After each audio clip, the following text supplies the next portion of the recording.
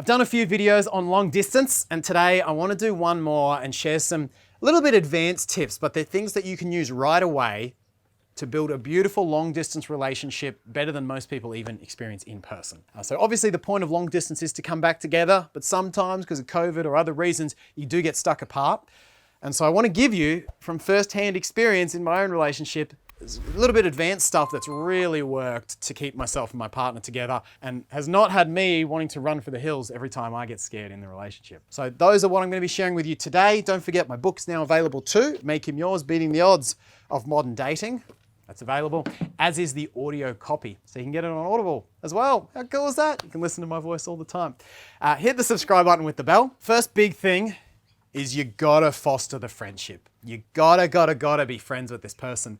And I really encourage you to ask yourself, if you're in a long distance relationship, would I hang out with this person? Would I enjoy their company if sex wasn't involved? Being best friends with my partner was a huge thing for me, and was a huge thing for us, in fact, because if you're not friends, you're gonna struggle to tolerate each other when that chemistry, physical chemistry, is not flowing between you. You just have to be friends. A study from the Bureau of Economic Research found that partners who consider their spouse their best friend are more than twice as happy in their relationship. And I can now back that up from personal experience. You gotta foster the friendship. This has to be someone you hang out with regardless of chemistry.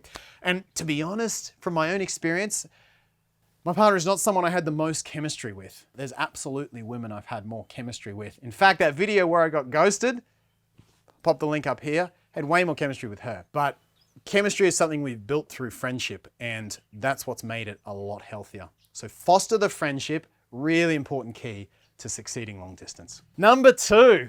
Oh, here we go. Tips for the avoidant partner. Generally in any relationship dynamic, there's one of you that tends to lean out a bit more, and there's one of you that tends to lean in a bit more. And you might both be secure, but one of you is just a little bit more anxious, one of you is just a little bit more avoidant, or you might be quite anxious and your partner might be quite avoidant. But typically there's one or the other. In our dynamic, I'm the avoidant one, right? So I lean out, and what that means, if you're like me, it means that, or if you're dating a man like me, that person tends to lean out, as in we get scared of intimacy or we get scared of losing our independence, and so we lean out and lean away.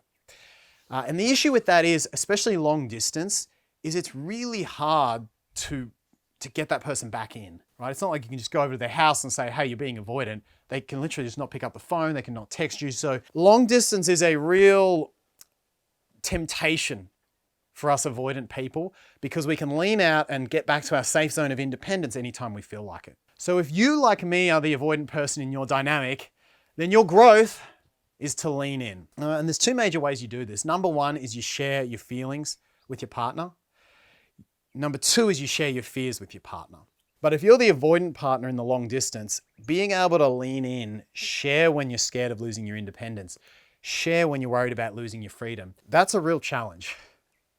But if you can do it, it's gonna really bond you to that person, because paradoxically, you owning that feeling and fear with them brings you closer to them, which helps you confront your fear of intimacy that you naturally lean away from. So biggest tips for the avoidant partner is get used to sharing your fears, get used to sharing your feelings. You've got to lean in when you get stressed and share your fear of doing that with your partner so that they can help you through it and you can trust them that they're not going to rob you of your independence. Number 3 is tips for the anxious partner. And the anxious partner in the dynamic can sometimes struggle even more, in fact, often struggles even more, because not only are you anxious and you're missing your partner and leaning in, but they're a world away from you. So the biggest things for the anxious partner, especially, and I encourage a coach to help you do this, is speak up on your needs, is number 1. Don't be afraid to make requests to seem needy. You've got to lean into that. But this is very important. Number 2, you have to frame them as invitations, not obligations. So if you try to force your partner to meet your needs, or if he is doing something because he feels he should rather than because he actually wants to, he's gonna really struggle and he's gonna pull away from you. You never want the guy feeling obligated to meet that need of yours. You always wanna give him that freedom. And it can be a lot more vulnerable giving him that freedom, because instead of telling him, hey, you should do this for me, you should text me more, if you really love me, you would do this, where he feels a lot of pressure, you gotta be much more vulnerable in the way you present it. Like, hey, I get scared of abandonment, and if I'm being really honest, I worry about that all the time. And it would mean a lot to me if maybe once a day, if you were open to it, you could text me when you're thinking of me. That's a lot more vulnerable, and you risk a lot more of your fear of abandonment by doing that. But interestingly, the vulnerability is actually what will bond the other partner to you and allow him to see you and not feel controlled by you. So different pieces for the avoidant and the anxious partner to work on. Both of you have got to confront your fears with each other, but by doing it, it's going to really, really empower your long distance relationship for when you come back together. Number 4, a big thing if you want your long distance partner to prioritize you and you want to build that relationship, is you got to build trust. And this works in both directions. Even if you're the more avoidant leaning one, and even if you lean out, you too have got to build trust with your partner. And trust is all about doing the little things.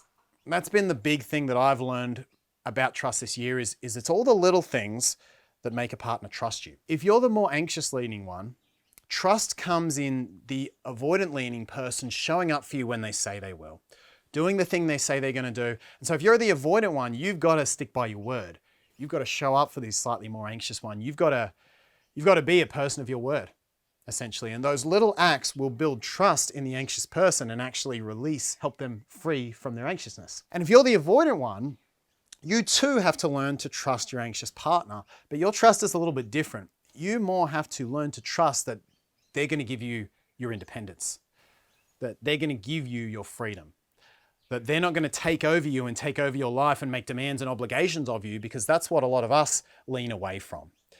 So when you go to your partner and when you share fears around being too close or fears around losing your independence, it's really important that the anxious partner hears those fears, understands those fears, and respects the avoidant one's freedom to build that trust. And these little acts of trust, showing up for the person, respecting the other person's freedom, these little acts of trust build up over time to the point where you have a huge amount of trust in your relationship. And trust is really what forms the basis of a lot of security in a long distance relationship until you can get back together. So having that trust, both people wanting and being willing to confront their fears and build that trust, is a massively important thing if you really want your long distance relationship to be exceptional. Number 5, 5 to 1.